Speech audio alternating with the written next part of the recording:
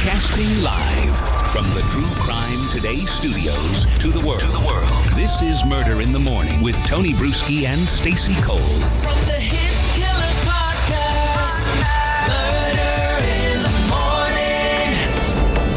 Morning. Not really surprised by this. A lot of people making parallels to Ted Bundy between Bryan Kohberger. Can we not? Do we have to go there? I mean, is that a requirement in this field? I'm interesting to hear the similarities. Other than like he's a guy that women are attracted to, physically, and even I guess mentally. With some of them, and that's how Bundy operated. A former defense attorney for Ted Bundy, John Henry Browne, has drawn intriguing parallels between the notorious serial killer's final actions and the charges against Bryan Kohberger, the suspect in the University of Idaho student murders. Browne, who represented Bundy during his trial, pointed out striking similarities in the actions of both men, particularly in the context of state lines, the death penalty, and their method of execution. Browne noted that Bundy, after escaping from a Colorado prison, fled to Florida, where he committed more murders, ultimately landing on death row. Here's some guy who drives 10 miles from a state where there's no death penalty, from a state where there's an active mental health defense, to a state where there's no mental health defense, and the death penalty is very active, Browne told Fox News Digital. I think it's just fascinating to me. I don't know what to imply from it, but I know the facts are the facts. Kohberger, accused of killing the University of Idaho students in November of 22, is facing charges in his state with the death penalty, despite being a resident of Washington, where capital punishment is not enforced. He's accused of crossing state lines from Washington to Idaho, to a move that Browne sees as eerily reminiscent of Bundy's own actions. Both men allegedly carried out their murders in similar circumstances, with Bundy entering the Chi Omega sorority house through the back door before dawn and attacking several sleeping women, and Kohberger allegedly doing the same at a college house. Like Bundy's Florida State University Phi Omega sorority house rampage, Kohberger is accused of attacking 4 college students hours before sunrise, entering through a back door while at least some of the victims were sleeping, Browne explained.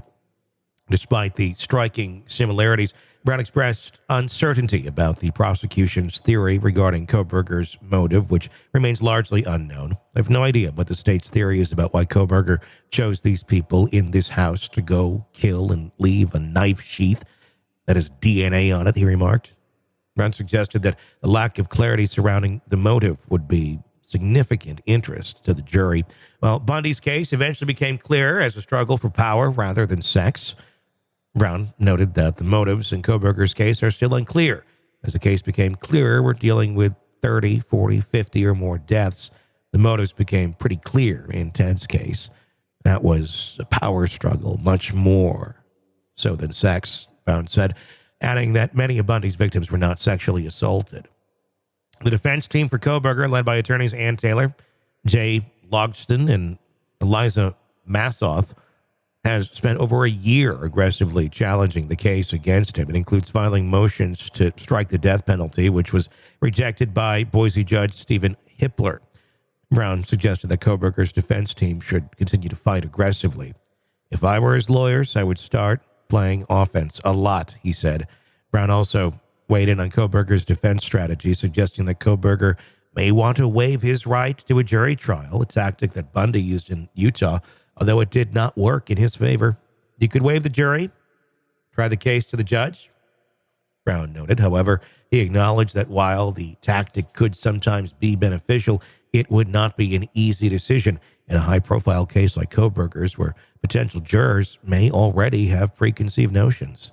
Kohberger, obviously accused of those murders of Madison Mogen, Kaylee Gonzalez, Zana Kernodle, and Ethan Chapin, who were all fatally stabbed in the early hours of November 13th, 2022. The trial for Kohberger is tentatively scheduled to begin in 2025.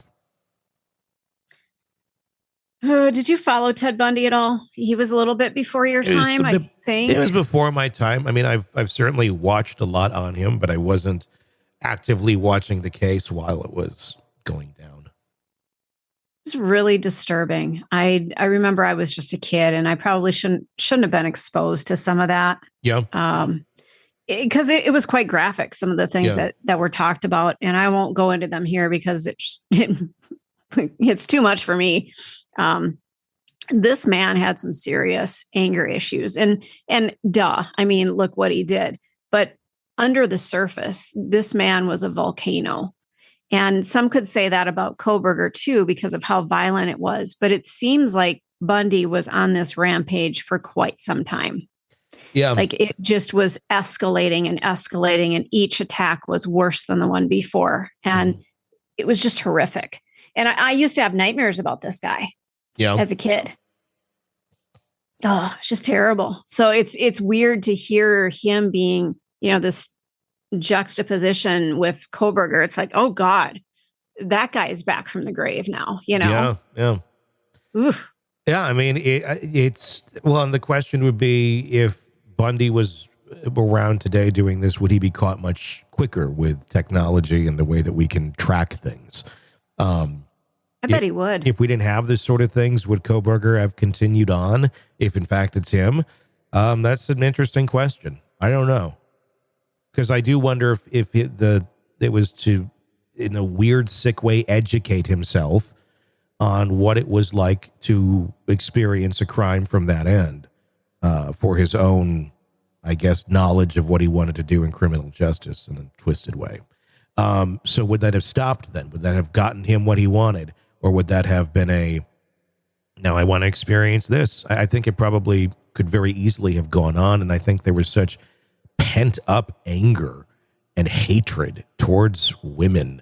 It just seized off of this guy, that he was just a time bomb, and something set him off, or he felt he was going to somehow let this out some way or another. And I don't honestly think there was probably a whole hell of a lot that connected him to the girls. I think it was probably a very benign incident or something. And no more than Kohberger was probably even thinking of it anymore. Yeah. To me, Kohberger seems like he was learning about all this stuff, and he wanted to see it in real life. Yeah. And I don't think Ted Bundy, that wasn't what he was doing. The guy he wasn't an attorney. He went to law school. I don't think he ever passed the bar. Or I don't think he took the bar. It's not that he couldn't. I think he was smart, super smart.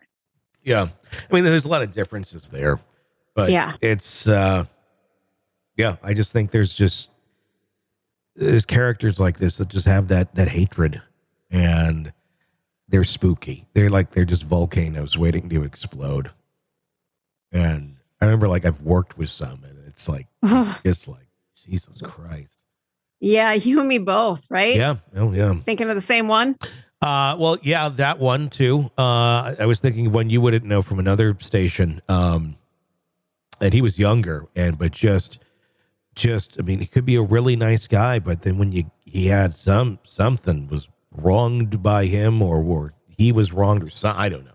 He really had a thing with women, and he just, in normal life, he just shied away and just didn't get involved with anybody. But behind the scenes, he had this hate, and it was so you gotta, this is not okay. You've got to figure out what's going on here. Because it was so light a match aggressive. It would come out of nowhere when you would be talking to him in private. And it was just, people like that just creep the shit out of me. Do you ever walk into a gas station to go, grab a Gatorade or something, and you look around, there's just somebody in there that just gives you the willies. You're like, ooh, something's not right with you. Yeah, it's and you're wondering, are you this person? Are you a Ted Bundy? Are you a Kohberger? Do you just, because sometimes you can sense the anger and the hatred off of these people just by being within their realm.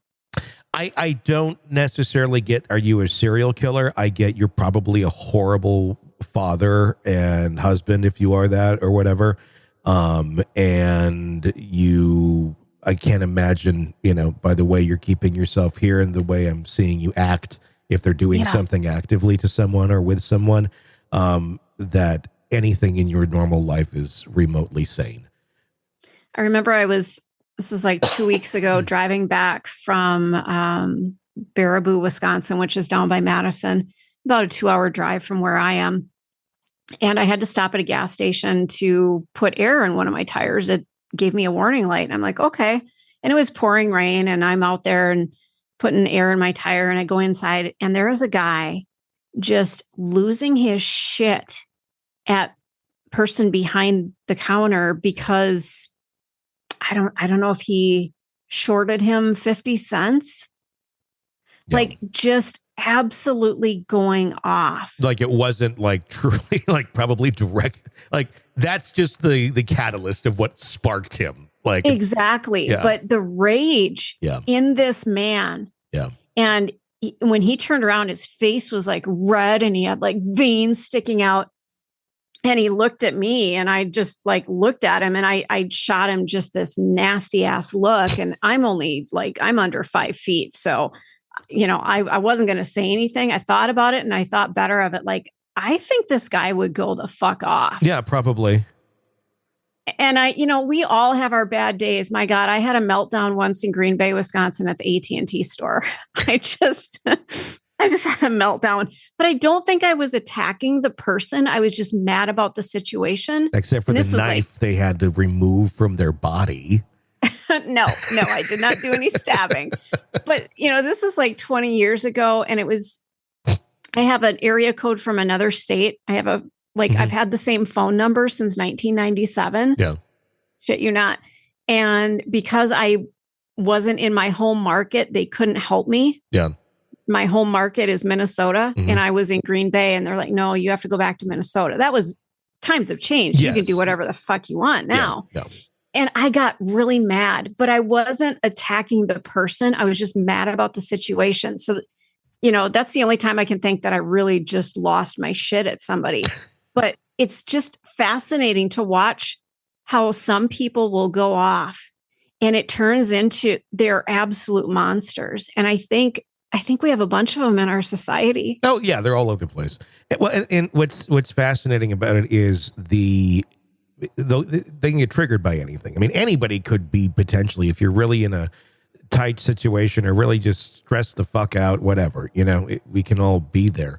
But then if you have some sort of real underlying rage that's never been dealt with or is never dealt with, suddenly whatever sparks your, anger and rage, well, then you'll suddenly kind of be directed towards that, whether it has anything to do with your situation or not, which is very animalistic. I mean, animals do that sort of thing. If they are spooked or scared or something, they're going to associate that negative input that they're getting that's scaring the shit out of them, if they can't identify it, with whoever or whatever in the vicinity they don't like or they have some beef with. And they'll assume that person is the one responsible for it. I had a cat like that when I was a kid. And I was just going to tell you about that. Like, if a cat is scared and there's another cat next to it, it'll beat the shit out of the cat next to it, thinking that's what caused it to be scared. Well, my cat thought I caused everything. Like, there was a low-flying airplane one time, and it freaked the shit out of the cat, and it attacked me, tried to bite me. There was a couple other things where, like, just something. There's like a loud noise outside, like a dump truck drove by or whatever. And if the cat was in a weird mood or something, it was like a horror movie. It would like slowly look at me and go, oh,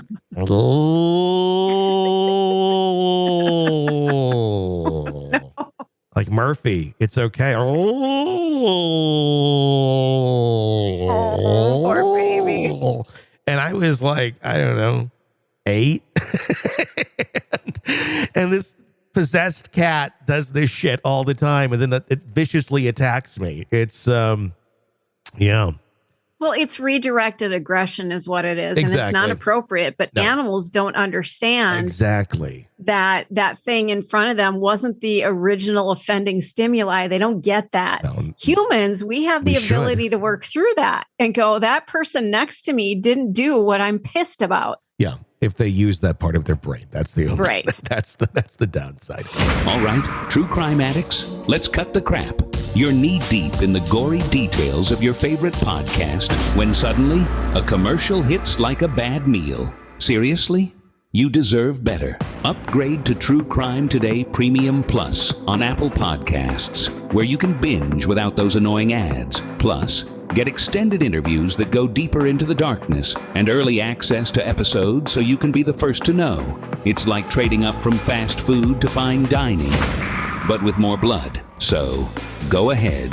Search for True Crime Today Premium Plus on Apple Podcasts. Subscribe and feast on the good stuff.